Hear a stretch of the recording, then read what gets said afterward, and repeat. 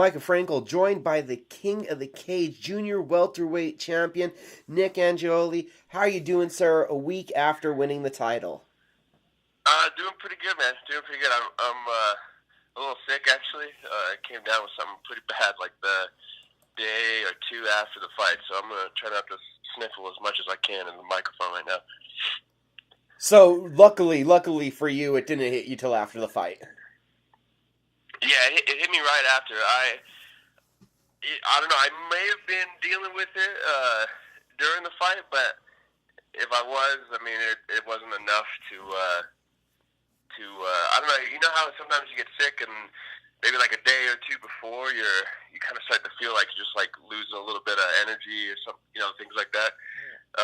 Because I did feel, man, after the fight, there was a lot of things. I haven't watched the tape yet. I got to go back and watch it, but there was a lot of things that just I didn't feel as good as I usually do. So maybe that's the answer, because I definitely was. I was 2 days afterwards. I was bedridden, like real hardcore. So I don't know. Oh, wow. Ouch. Well, let's go back and talk about that fight.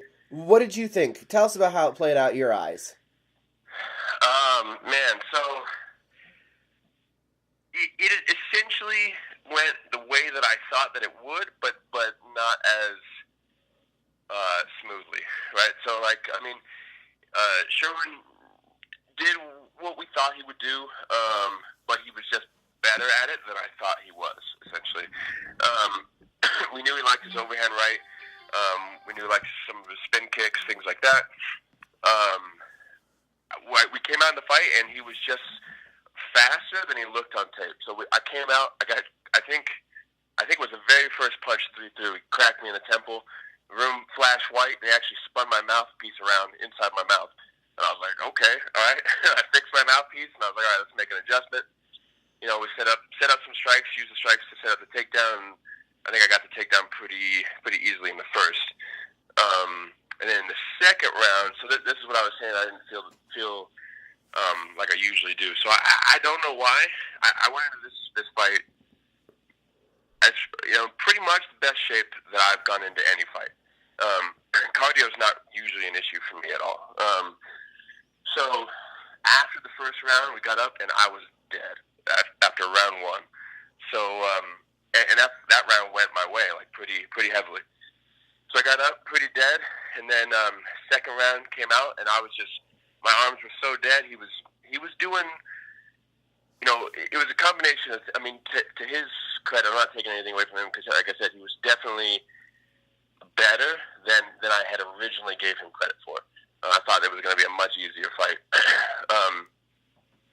He was landing his shots, doing his things, landing the overhand right. He kept going liver to the body, like he could go left hook to the body and come over the top. And that was landing nicely for him. But in that second round, it was just, I don't know. My arms were so dead. I was, in my head, was making adjustments and just couldn't get to him fast enough. So I think that was a combination of him being very fast and also my body just not being where it needed to be for whatever reason that I haven't figured out yet. So, anyways, I knew second round was close. I thought I had won it, but I knew it was going to be close for in his hometown. I was unsure. Third and fourth round, I got my ass kicked for 2 rounds there. I was just couldn't get him down. I had no energy left. I was too tired. I got him down a little, but he was popping back up. He was landing his shots. He was playing his game. And then going into the fifth, my corners were screaming at me, trying to pump me up, and I'm not sure where the energy came from, because like I said, I was dead after round one. So going into the fifth, I just went, screw it. I'm going to die in here. Figuratively, I'm going to put everything I have into this last round. And I did, and I think I won round 5 pretty dominantly. And so, yeah, I knew it was going to come down to round 2. And thankfully, 2 judges agreed with me. They gave me the nod for round 2, and then that was the swing round for the fight. Was it part of not feeling right, of some of that build-up, where I thought there were more opportunities for you to use your strikes on the ground to try to set up the submission, where it kind of looked like you were more just really concentrating on the jiu-jitsu aspect of setting up the submission one on the ground? That was more of an energy thing. Yeah, It was a combination of two things, really.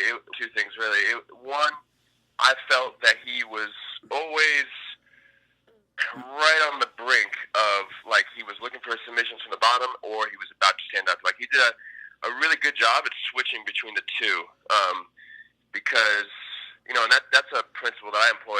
You know, I haven't been on the bottom really in any of my fights yet, but in practice, you know, look for the submissions to make the guy pull away, and then that opens up your stand-ups, and then vice versa.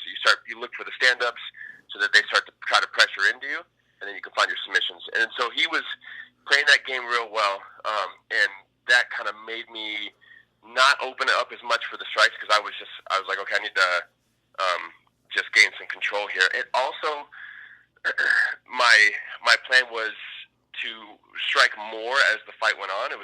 My plan was to strike less in the beginning, because I knew he was fast, so I knew he had some good hands, and so I wanted to make him grapple to tire his shoulders out a little bit. But then as the later rounds came on, I just felt that my edge was greater, like going into like just the pure jiu-jitsu. Jiu-jitsu is my base. I've been doing it for pretty much 10 years now. And I felt like that was where he was least strong. And I wanted to play the ground and pound, but he was pretty savvy to like a lot of that stuff. So there was a few times he gave up his back, and I was just like, okay, like it just felt like that was where I had the greater advantage. So that was kind of what I went to from there. There's that third judge's scorecard coming up. How hard was your heart pumping before that one was read?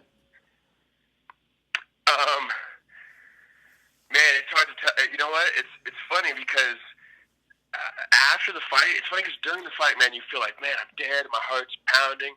But after the fight, you're so focused on, like, you know, either like you're happy you won, or you're sad that you lost, or you're waiting for the decision, that you all of a sudden you don't really feel that stuff anymore. So it's hard. I wouldn't say that I was nervous, man. I try to go into, you know, one thing that I work on with my sports psychologist, and then also just one thing that comes from my personal faith. I'm a Christian, and I apply that in the cage, and which is just essentially what my sports psychologist calls radical acceptance. And so, like, I'm more interested in my performance than I am in the outcome. It's like I go in there and I'm like, you know what? I don't know what's going to happen here, but I know that it's going to be good.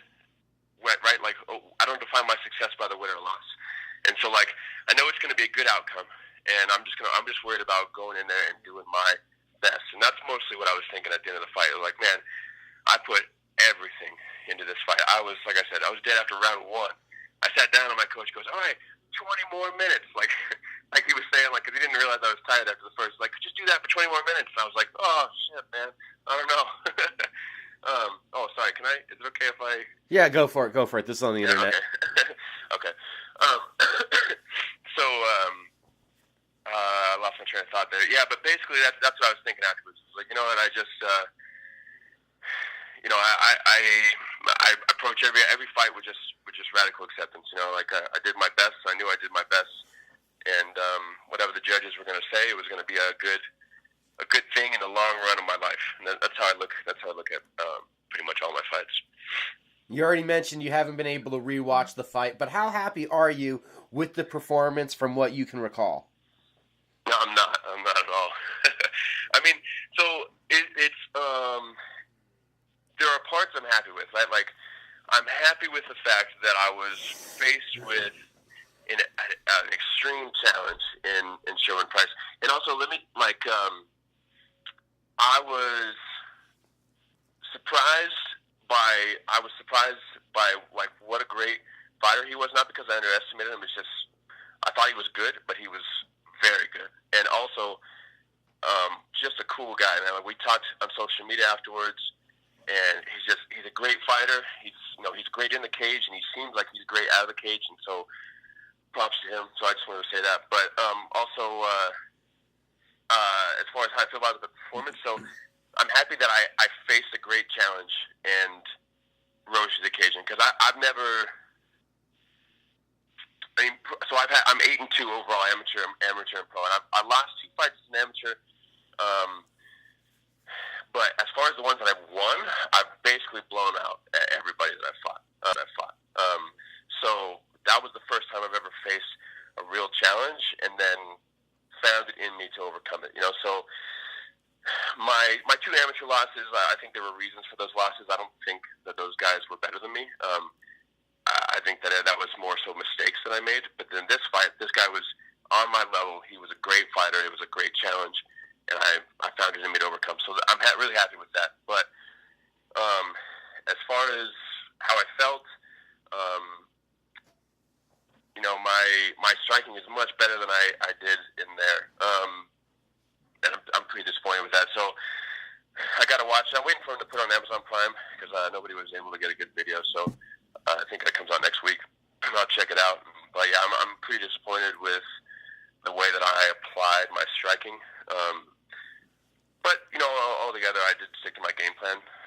The game plan was to take it down to begin with, but I wanted to hit him a little bit more, soften him up, so that the submissions would be a little easier once I got him to the ground. And I wasn't able to do that, so that's just something to work on. It's something I know I can do too. Like I do it in practice all the time. But the trick to fighting is being able to do in the cage what you can't do in practice. So that's it's something that I'm hoping that we'll see improved in the next one. So far, your professional career has been competed inside a King of the Cage. You've now picked up that King of the Cage world title. I know right after the fight immediately, they're in the back, they're rushing you to sign paperwork. There was a urine test they wanted you to do, the commission. Yeah. Did you finally get a point where you're able to sit there with the belt and really soak in the moment that night? I wouldn't say that night. I was rushing around. They wanted me to take a pee test, and I was like, man, I just sweat my butt off for half an hour. I don't have any fluids left in me. That was kind of stressful. That took forever, and then family waiting for me, and just everybody talking to me, asking questions. But on the drive home, on my drive home, sitting in the car, I had a long drive. I was by myself. And I had my belt sitting in the passenger seat next to me, and there was just a lot of moments of just driving home and looking over at it like I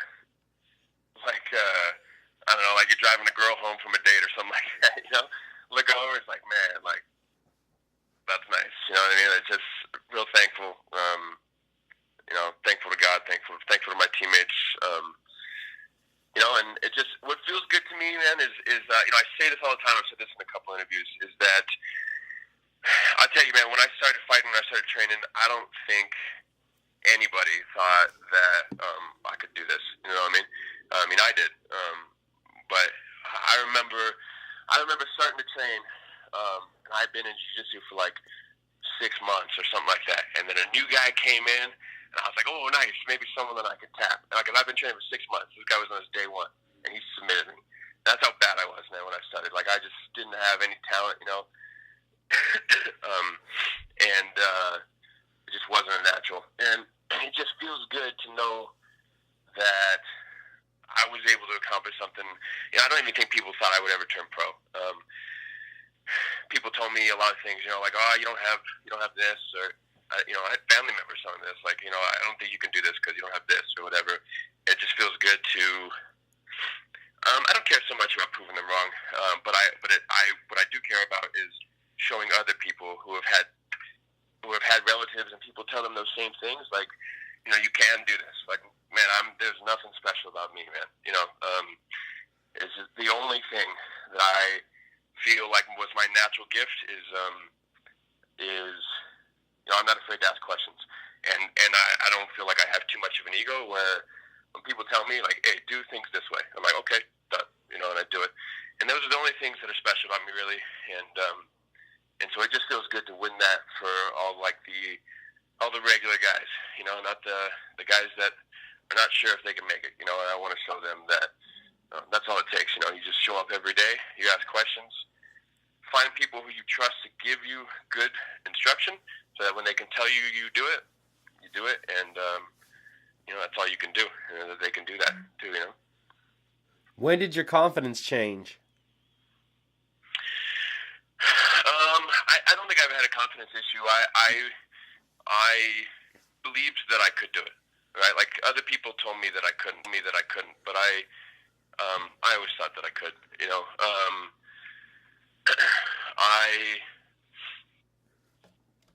do I say? I mean, I think maybe in the beginning, I don't know. I would say that maybe in the beginning I was like a little delusional because I didn't know how hard it would be, but at the same time I wasn't because it worked out.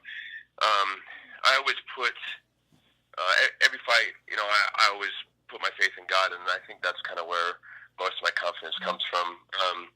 And also like I know that if there is anyone out there that works harder than me, then they're overtrained. Just guaranteed.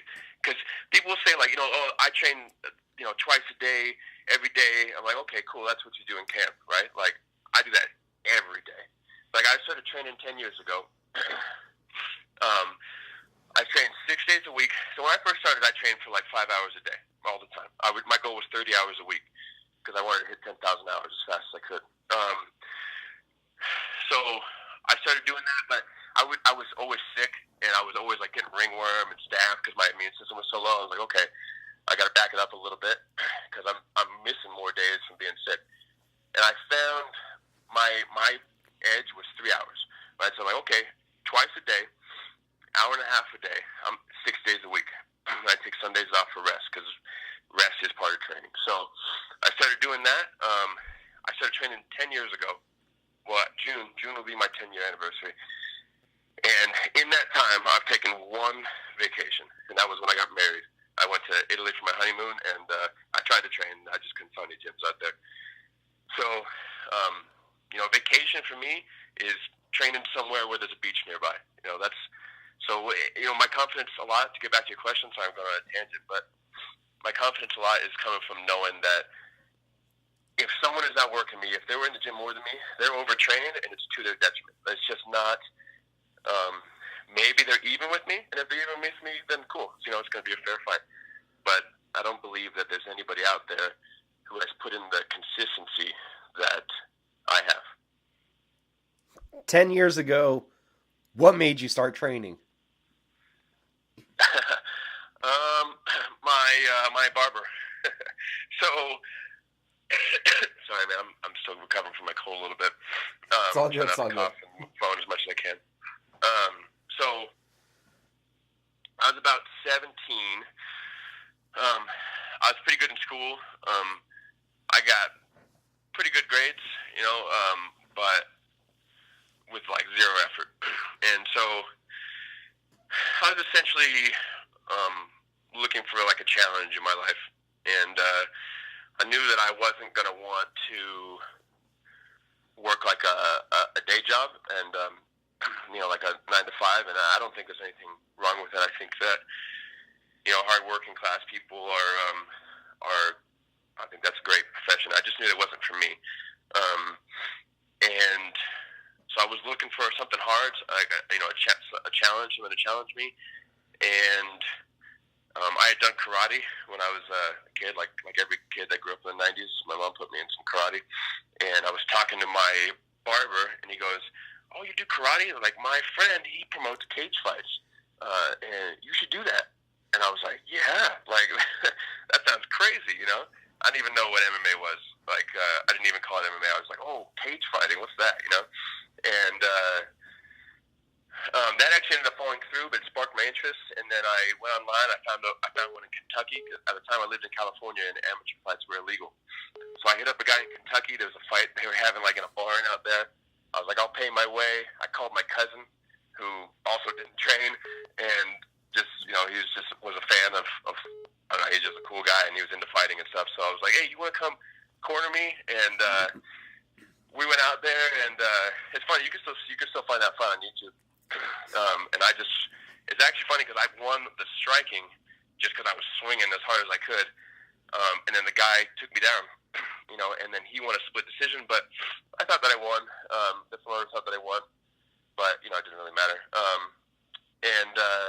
But what did matter was I was like, man, I didn't train at all. Like I had a punching bag in my garage that I wailed on a couple times a day, and I got real close I don't know how to fight on the ground. So I'm going to take like 3 months and get confident on the ground. Then I'll come back to this. And then I signed up for jiu-jitsu, started training with a guy who is actually still now my jiu-jitsu coach, John Munoz at Sequence Jiu-Jitsu there in Norco, California. And jiu-jitsu was a lot more complicated than I thought. I was like, 3 months, I'll get it. 3 years later, I was like, I feel pretty confident on the ground now. I had my purple belt by then, and I was like, I'll come back around, start learning striking, and then they went on from there. And now you're in Colorado, correct? Yeah, so I live in Colorado. I still go back to California to train with Sequence. Those guys are family, and aside from our personal relationship, it's a great team and a great coach. They're really unknown. Well, in Southern California, they're very known. They're not as known as they should be, and I couldn't really tell you why. But they've got world jiu-jitsu champions, multiple world jiu-jitsu champions at every belt level, and so I live in Colorado. I train with Elevation Fight Team, and I train with Dwayne Ludwig when I'm out here. And then I usually will do half my camp here, and then usually I do my last half in California, but then I switched it around this fight because the fight was at altitude, so I came back and finished up in Denver. And this fight, you're the junior welterweight champion now, but previous to this, you were just a lightweight? Yeah, I was a light. All my fights have been at lightweight. Sherwin, who was the guy that I fought for the belt, he's a lightweight too, and so that's why it was actually pretty perfect because his fights have been at lightweight. I think the 160-pound belt was vacant. I think Juan Archuleta vacated it, and then Sherwin fought a guy who was also a lightweight in all of his past fights, and they went in there and fought at 160. So it was actually pretty nice because like both of us are lightweights, and it was like we both kind of just consented. They're like, hey, why don't we just not cut weight and fight at 160? And that was real nice. So that's basically why we ended up at 160.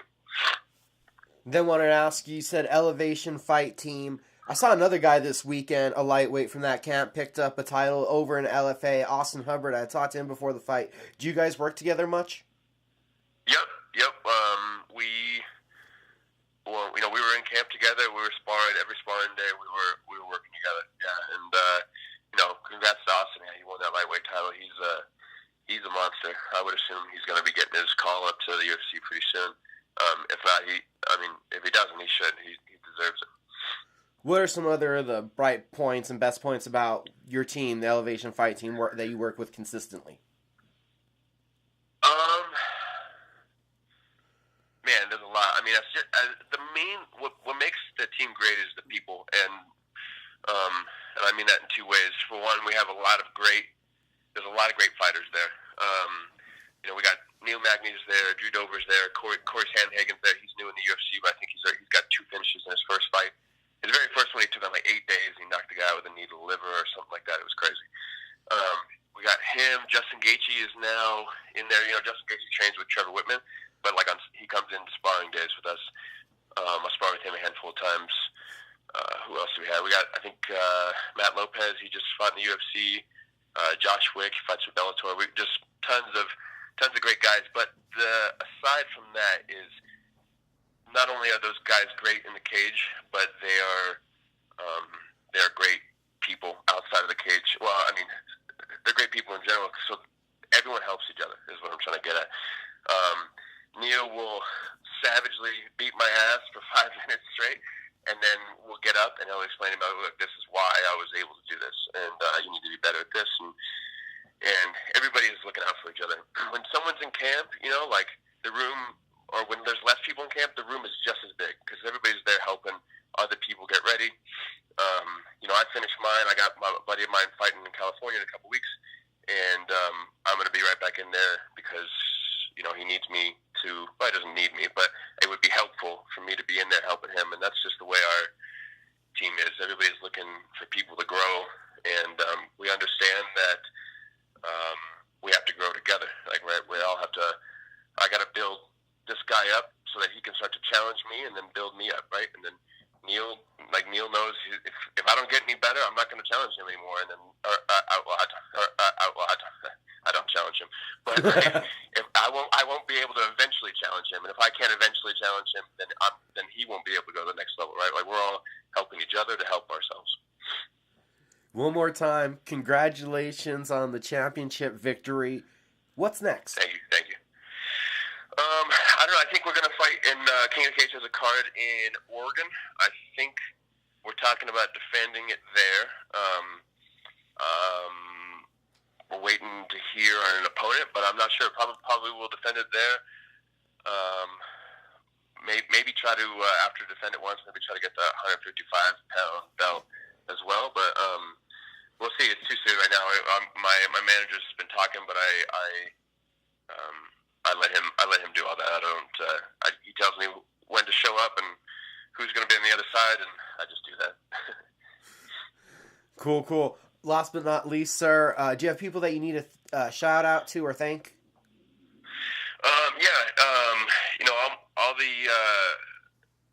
I'm thankful for my guys in Denver and in California. It's great when I'm out in either place.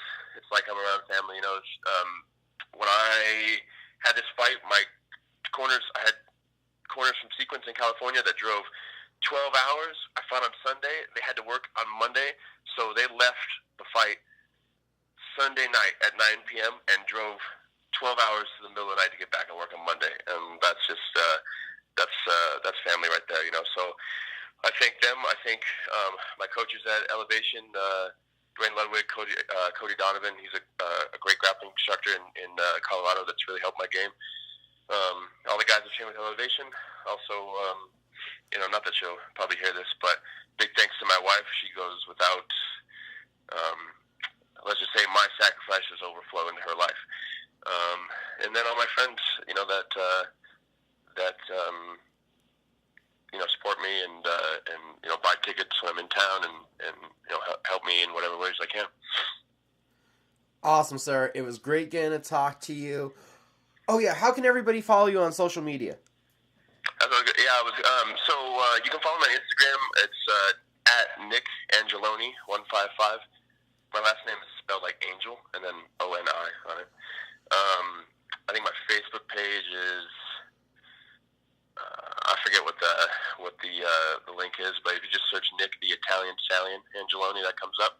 And then also I have can I plug my podcast? Yeah. Is that cool? Okay, cool. Yeah. So I have a podcast that we do once a week, me and my training partner, Root Bogosian. It's called Quotes and Chokes MMA Podcast. We've got guests on there coming all the time. And then, just us ourselves. We'll be having an episode come out this week talking about my fight some more. So check that out, guys, and let me know what you think. Where can they find that podcast at? Oh, sorry. So if you just search Quotes and Chokes podcast, it's on iTunes. What is our Android platform? Spotify, and then we're on Spreaker as well. You can follow under that name, Quotes and Chokes. You can find us on Instagram and Facebook. Just under that name, it's at Quotes and Chokes. Awesome. Nick, thank you for the time. It was great getting to talk to you today. Yeah, thank you, man. Appreciate it.